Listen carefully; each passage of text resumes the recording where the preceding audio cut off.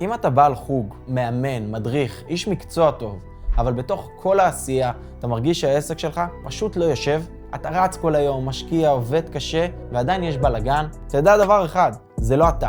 רוב בעלי החוגים שאני פוגש הם אנשי מקצוע מעולים, יש להם לב, יש להם תשוקה, אבל העסק, רישום לא מסודר, גבייה מבולגנת, שיווק מקרי, והרגשה שאתה פשוט לבד במערכה. שמי ירדן בר-לב, ואני לא יועץ שקרא כמה ספרים, ואני גם לא עוד אחד שבא להרצות לך.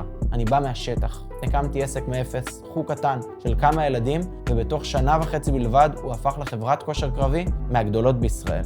זה לא במקרה, לא במזל ולא כי הלך, אלא כי בנינו שיטה, עבדנו מספרים וקיבלנו החלטות אמיצות גם כשזה לא היה נעים. בדרך קרו טעויות, אבל כל טעות הפכה לשיטה, ובליווי שלי זה בדיוק מה שאני עושה איתך.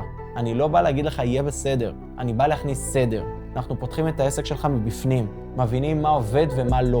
שמים את המספרים על השולחן, בלי לברוח. בונים שיטה אמיתית לניהול, לשיווק, למחירה ולצמיחה. זה תהליך אישי. אין פה צוות יועצים, אין מזכירות, אין העברת תיק. יש אותך, יש אותי ואת המספר האישי שלי. זמינות אמיתית ודרישה גבוהה. כי רק ככה מתקדמים. אני הולך לדרוש ממך כמו שלא דרשו ממך בחיים. לפעמים זה ילחץ, אבל זה תמיד יהיה ישר, הוגן ומדויק.